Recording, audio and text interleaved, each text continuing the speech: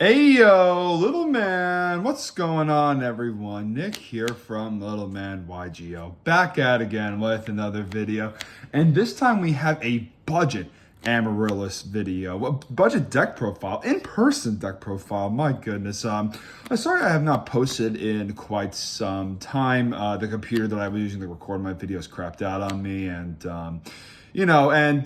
life happens. So I have a lot of things that are going on in my life right now. The recording's definitely going to die down on my end, but you're going to definitely see some more from my teammates.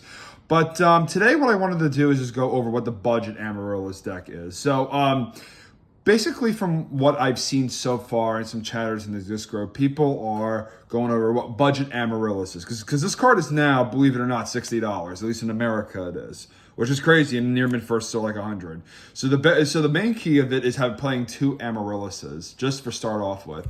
So I'm gonna go over my deck list for the double Amaryllis list, because obviously I do believe that 3 at the end of the day is the best way to play the deck overall. It is your engine piece.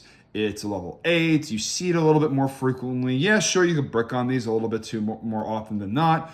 But I overall felt that just going towards the 3 of these is definitely more better, especially when you're trying to combo off with like your key cards, which are like Hidden Armory and Mark of the Rose, DDR, all that fun stuff. You just want more consistency within those cards specifically. But people are trying to focus a little bit more on the titanium aspects of that, and so are I. So you're going to see my take on the double Amaryllis list. Again, if you have the money for the 3 Amaryllises, you should go get the 3 Amaryllises. But if you're absolute broke ass and you cannot afford to set the third one, I think this list is a really solid overall. There's definitely some changes that I would make in the list itself, but going to go over my thoughts and feelings on this. The double Amaryllises, so going over the pros. The pros are that you have a slightly less chance of bricking on them going game 1, right? So there's a slight chance of it. Trade-ins are a little less consistent, and also you have a higher chance of just not seeing it when you're milling. So your mill qualities goes down a little bit more slightly there. Other pros is once you see one, you don't really need to see another one, which is kind of nice because it allows your deck to play a little bit more utility within the deck, and then also you're able to focus a little bit more on Titania herself. So those and post board also, I think this version runs into a little bit more issues because like if they side deck like DD Crows or Soul Releases and whatnot, and you only have one, it's going to be tough for you to get the second one. So that's kind of my thoughts on this. The two Amaryllises here. Definitely play 3 if you could. But again, this is a budget, quote unquote, the budget version of Amaryllis. And then obviously we do have the 3 Titanial, the double Lone Fire Blossom, the double Dandelion, and then the one Botanical Lion. So because we are still playing Fertilizer and focusing more on Fertilizer, this card I still feel like is solid. It's not as needed in this version as it is when you're playing 3 because it makes your Amaryllis a bit more consistent. But if you're playing 2, you could, as much as I think that this card is so important, you could definitely get away with not playing it if that's the case. Then Lightsworn stuff, same stuff. 2 Lila, 2 Raikou, Card Trooper. Can't deviate away from this. 1 Debris Dragon. Good utility monster for Black Rose, and then obviously Plague Spreader Necrogarna. Now, the 2 cards in the deck that I normally do not play or were not on my previous list is Gorz and Sangan. So, talking a bit about both. With Sangan, you're playing more towards Titanial Turbo.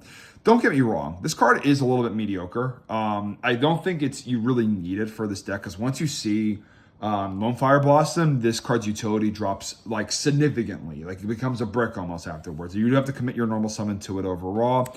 Retro Pack Sangan 2. Shout out to Konami for being absolute bozos and just reprinting Retro Pack 1, but I digress. I do play Call the Haunted in this list too, so I'll explain a little bit more later on, but this card helps mix your things a little bit more consistently.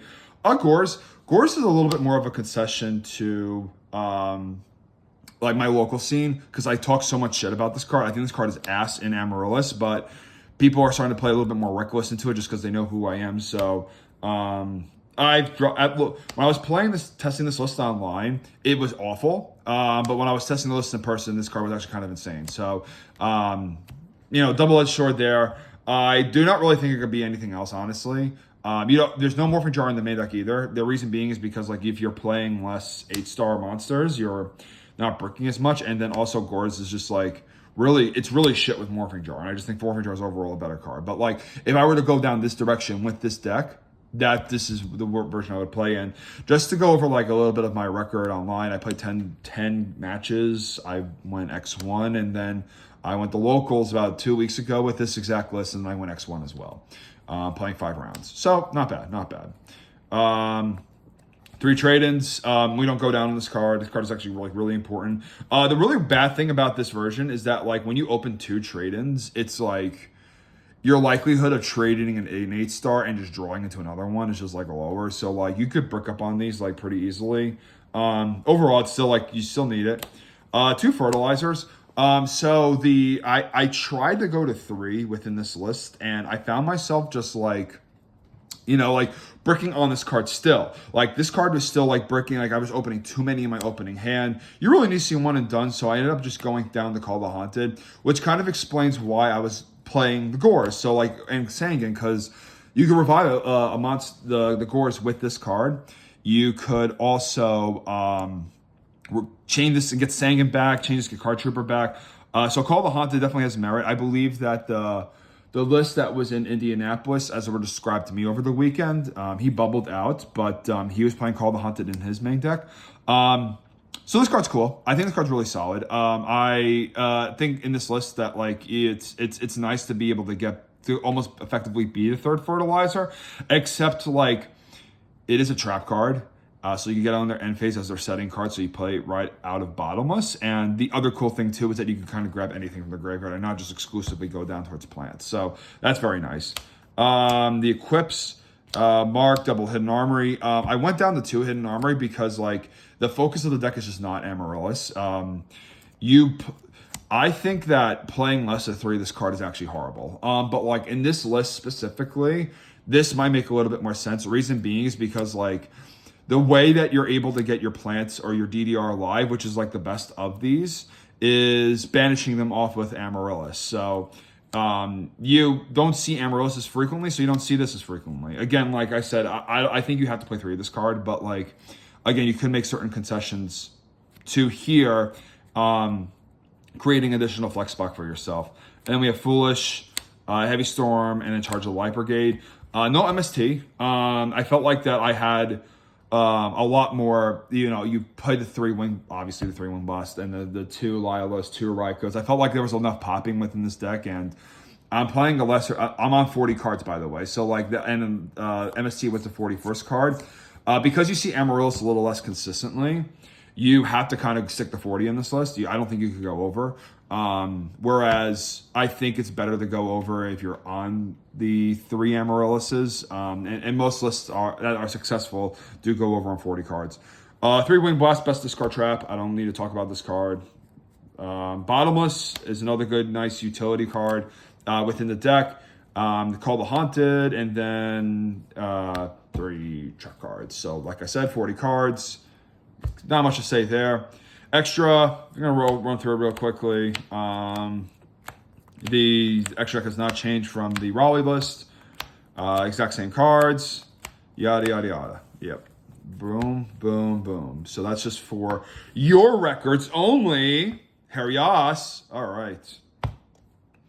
And then lastly, the side Gale for the Blackwing deck.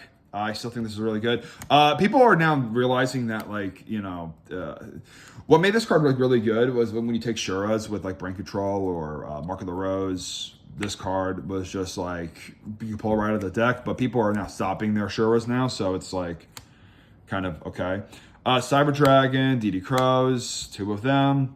Aaron, Brain Control, Soul Release, Lightning Vortex, MST moved to the side. The second Bottomless, Double Karma Cut. I went up on this. I think this card's insane. I do like a lot how this plays very nicely into Black Wings and Frogs, and like the matches where Wing Blast might be a little bit more mediocre. I mean, Wing Blast is a lot more ubiquitous, absolutely, but like this definitely plays better into those specific cards. I mean, you could just FTK Frogs if you just get rid of the if they have a Treeborn Engraver and you have this, so that's pretty fucking good, I would say.